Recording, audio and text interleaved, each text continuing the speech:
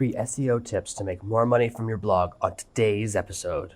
Today's episode is brought to you by Digit. Save money without thinking about it. Get paid $5 just for signing up at servenomaster.com/digit today.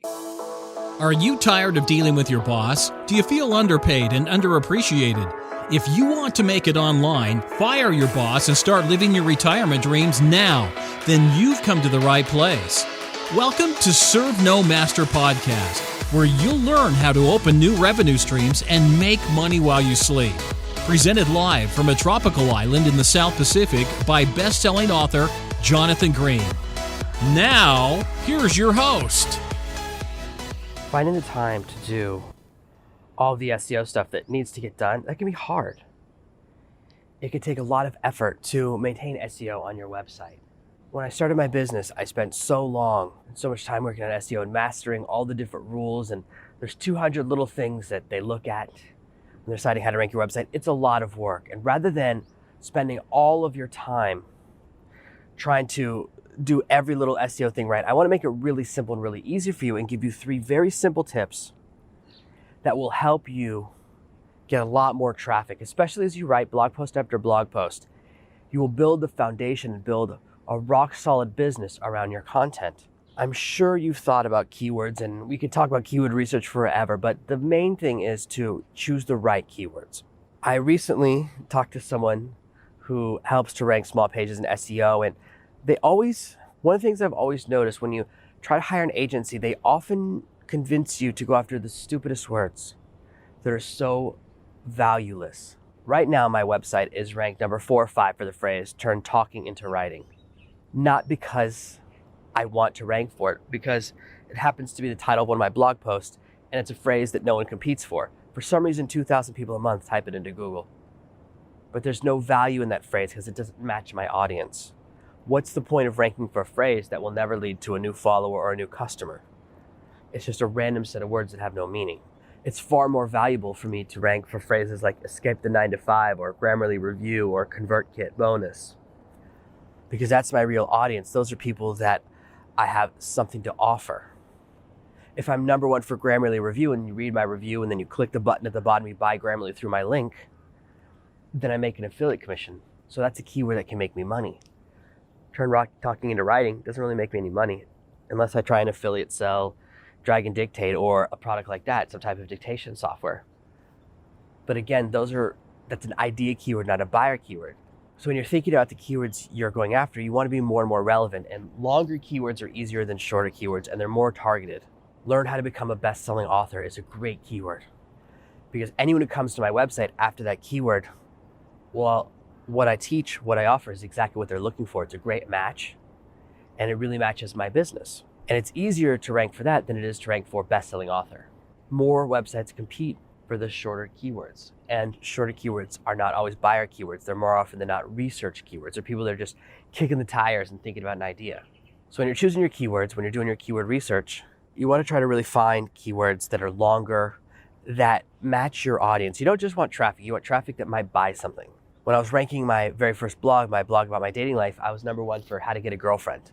That's a great phrase because that's what I would talk about, is how I was trying to get a girlfriend. It was a good match. It was a good fit. Message to message, it was longer. Ranking number 1 for girlfriend, what's the point of that? People could be looking for a song called Girlfriend.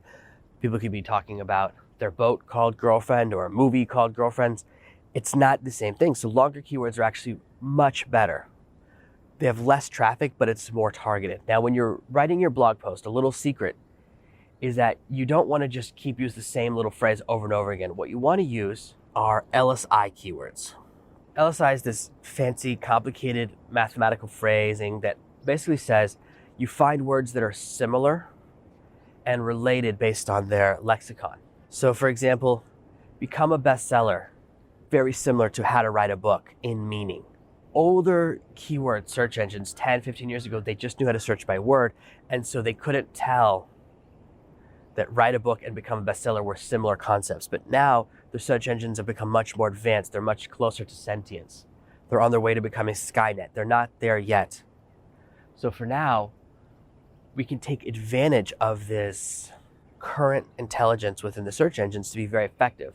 So instead of writing the same unnatural phrase over and over again, Instead of having to say become a bestseller 6% of the time in your blog post or 3% of the time, what you want to do is add in LSI keywords, add in related keywords, related phrases that are a little bit different that have the same core or relevant meaning. And the way to find these, you don't have to do it on your own, is to simply go type in your phrase at LSIgraph.com. And I'll post a link as always in the show notes below this episode. But what LSIgraph does, you type in your main keyword and it shows you a bunch of other keywords that are similar. And you could say, oh, I could put this into a sentence. That would make sense. This would be normal in a sentence there. Doing it that way is much, much, much easier and more natural, and your blog posts will look better than any of the other techniques out there. The last thing you want to do is decrease the quality of your blog post by constantly writing the same phrase. There are some SEO plugins that can help you with this as well, that help you find LSI keywords. I'm not a huge fan because all of the ones that I know about, they charge you, and I don't think it's worth paying for it when LSIgraph will do it for free and does better for free. Our second SEO tip is about the length of your posts. If you look at what they teach you on SEO blogs, SEO forums, even the Yoast SEO plugin, which I use, it recommends that each blog post be 300 or more words. That's great 10 years ago.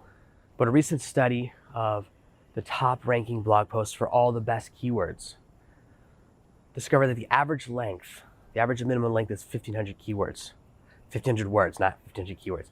If you have 1,500 words per blog post, you're far more likely to rank for those posts. My longer posts rank in the search engines. My Grammarly review, something around 13, 15, or 16, around there on Google rankings. It's on page 2, in the middle of page 2. It's the longest post I have on this website. It's more than 3,000 words. Longer posts are far more effective and far more likely to rank and will bring you a lot more traffic. 5 short posts will bring you almost no traffic, but 1 long post of the same number of words will give you a lot of love. It's worth doing 2 or 3 1,500, 2,000, 2,500 word blog posts a week rather than just doing 5, 10, 300 word blog posts. Longer blog posts mean people spend more time on the page, they get more value, there's more content, and the search engines like it a lot more. Targeting 300 words per blog post, it's nothing. That's what link bait farms do. If you go and look at some of the newspaper websites that are really focused on page views, they provide really, really low quality content. I don't want to name any names, but there are websites you can go to, and if you notice that every blog post or every newspaper article, and I definitely did air quotes for the phrase article, is 300, 500 words or less, because they make money from their advertising. Advertising pays per view. So if you read a 1,500 word article that's on a single page, they make very little money. If they can get you to read 1,500 words over the course of 5 pages, they make 5 times more money. They get 5 times more chance to show you all the different banner ads. So their model, the new business model, is to show you as many page views as possible. This is why so often when you see a list and it says, 21 ways to do this, or the 21 best bicycles of 2016, it makes you click to the next page for each different number. Only reason they do that is to increase their page view count and to increase their revenue. It's not about the user experience at all. It's an inferior experience because it makes you spend longer going through slideshows and all this nonsense to see the answer. It's a way to inject as much advertising as possible into the page. And it's a way to kind of fudge their numbers. We don't want to be that. We don't want to have a reputation as a website that forces people to jump through hoops and go through garbage to see their blog posts. There are certain websites that when they notice I have an ad blocker will fight against me. And it's funny because when they were newspapers, they had all this respect, but as they become websites, their quality is diminished. And they fight and do everything they can to force you to watch really inferior ads. Create longer blog posts and you will get more traffic. People will spend more time reading them. The better your content is, the more the search engines will like you. Search engines are all about the user experience, and that's what our focus should be for now. Give your users a great experience and you'll get a lot more traffic. And our third and most important SEO tip is to optimize for mobile. A lot of websites still don't display right on mobile. I know a lot of people who 7, 8, 10 years ago spent a great deal of money on their website design. They hired a very good, very talented designer to make something beautiful using Flash, which was the popular language for websites. The problem with that type of design is that search engines can't read it. Instead of seeing the words on the page, all the search engines can see is a photograph. Flash takes text and turns it into an image. So it's uneditable, it's harder to search, and it means all those websites disappeared. They now no longer rank in the search engines. And the same things are happening as we move towards the future. Now you have to be mobile responsive. 60 or 70% of your traffic will be people visiting you via their mobile phone, their mobile device. Even with where I live, half of my work, half of my visits to websites, it's still mobile. I'm always near my computer or near other things, but sometimes I just want to chill out on the bed and look at stuff on the phone. Just last night, I was on my phone searching for a new mattress, and I bought a new mattress completely on the phone. I used the little app for the website I like. There's really only one delivery website. It's really the Amazon of my country. I used this app, saw that they had a California King mattress. I saw that they had a California King mattress, which I've never seen for sale. They only had one in stock. I had to grab it. I clicked add to cart, send it to me right now. Don't make me wait, because in the 2 years that I've been searching for a fuller mattress, I haven't seen one. All I've ever seen is doubles and queen sizes. I haven't even seen a king. Now, not only do they have a king, they have a super king, they have a California King. That's something I can sink my teeth into. I'm too long for my bed right now. I have to sleep diagonally. I'm not the tallest guy in the world. I'm only 5'9.5", but my feet hang over the end of my mattress and I hate it. And I made that purchase on mobile. I spend a lot of time, just like everyone else, looking at websites on mobile. So you want to be mobile responsive. Now, I'm a big Thrive Themes fan. I talk about Thrive Themes all the time. Great thing about Thrive Themes is that it's perfectly mobile responsive. Right out the box. No problem. But if you're using a free theme or one of the other themes out there, you might not be as mobile responsive as you think. Not every WordPress theme works right on mobile. And some will work perfectly on an iPhone and then look terrible on an iPad. They have a full-size mode and they have a phone-size mode, but they don't have the in-between. Now, there are so many devices that are all different sizes. What you need is something that's fully responsive, and that means it detects the width of the screen your user has and adapts. Thrive Themes makes it easy. There are also a couple of plugins that do the job as well. For a long time, I used one of these free plugins. If you're not fully mobile responsive, if you haven't tested your website on mobile, you need to. And below this episode, I'll post a couple of links for how you can test to see if your website is fast enough on mobile, if it's mobile responsive. Google has a cool page view tester, a little tool they have where you can enter in your URL and it will tell you how it looks on desktop and how it looks on mobile. It'll test for the two different types of platforms and let you know if you have a big problem. A big red alert. Now, as a special bonus, I'm going to give you a number 4 tip or 4th tip that's going to become critical over the next 90 days. Google Chrome is about to start alerting people every time they visit a website that starts with HTTP. They made the announcement in August, and not everyone noticed. Unless you're a total SEO nerd, you probably didn't notice. But they decided that websites that aren't secure enough, people need to be warned. When I saw that, I had to change my website. My website used to be http servenomaster.com. But now if you look, it's HTTPS, which means it's secured. It has a level of encryption. For a long time, the S certification was very expensive. You had to buy a special certificate from a different website, and they charge anywhere from $100 to $1,000 for one of those. But now, because Google's putting this thing out, they create free certificates. It's a little bit technical to set up depending upon who your host is. Now, I use WPX hosting, Traffic Planet hosting.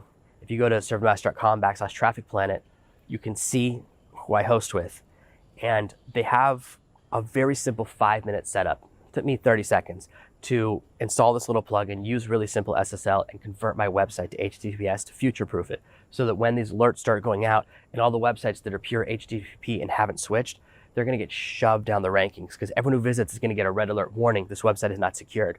You don't want a warning to appear when someone visits your website. That's the worst thing that can happen, because they will leave. This is a great opportunity to push yourself up the rankings. Now, if you're on a different host, and there are plenty of other hosts out there, that's fine. They all have different ways of setting up your HTTPS, but you need to do it now rather than later, and you no longer have to pay for it. They'll still try and trick you into paying for the S encryption certificate, but now Google and a bunch of other companies have gotten together and they've created a free version of it that's perfect. Why not use the Google one, since Google's who I don't want saying that my website's not secure? So don't fall into the trick of paying for it. It's not something you need to pay for. This is simply something that's a little bit technical, and it depends on your host. Some hosts make it easy and some hosts make it a little bit harder, but having that S will increase your traffic, your respect, and your authority, all of your SEO elements over the course of the next year. There are a lot of people that will be very slow with this adoption. Some people will wait until after Google starts punishing before they make the change. But if you do it first, your blog will shoot up the SEO rankings. So these are 3 SEO tips to make more money from your blog. And I even gave you a 4th bonus tip about adding that S to the end of your HTTP that will really make a difference for how much traffic you get and how much money you make from your blog. Thank you for listening to this week's episode of ServenoMaster. Make sure you subscribe so you never miss another episode. We'll be back tomorrow with more tips and tactics on how to escape that rat race. Head over to servenomaster.com/podcasts now for your chance to win a free copy of Jonathan's bestseller, Serve No Master. All you have to do is leave a 5-star review of this podcast. See you tomorrow. Thank you for listening to this episode of the Serve No Master podcast. Join me on my Facebook page at facebook.com/ServeNoMaster.